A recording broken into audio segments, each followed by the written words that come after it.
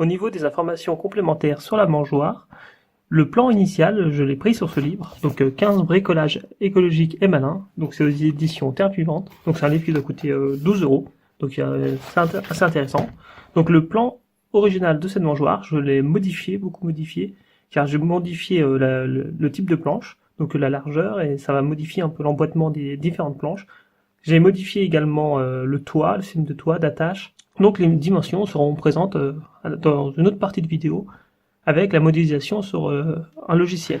Donc pour être plus précis, j'ai effectué des pesées, donc je peux mettre à peu près 500 grammes de graines dans mon silo et la mangeoire pèse environ 680 grammes. Au niveau des différentes améliorations pouvant être apportées, premièrement on peut régler la planche ici qui va gérer le débit. Donc on a le silo avec l'écoulement, et dans mon cas, la planche est peut-être un peu trop basse, ce qui peut générer, par exemple, un blocage lorsqu'on a des grosses graines, comme moi j'ai vu des graines de tournesol ou de maïs parfois qui avaient du mal à s'écouler.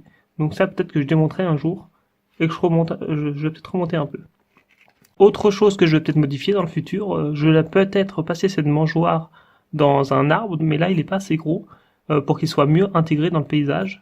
Et pouvoir le poser plus facilement. Autre amélioration encore, le toit. Peut-être là j'ai fait un toit plat en ardoise, donc c'est assez résistant, mais peut-être que je ferai un toit un peu plus grand avec une légère pente, donc on pourra jouer sur ces planches pour faciliter l'écoulement de l'eau et de la neige. Mais pour l'instant j'ai pas vu vraiment de problème. Autre aspect, j'ai utilisé du bois de palette, donc c'est du bois un peu résineux qui est parfois non durable. Donc j'ai effectué un passage d'huile de lin, essence de térébenthine.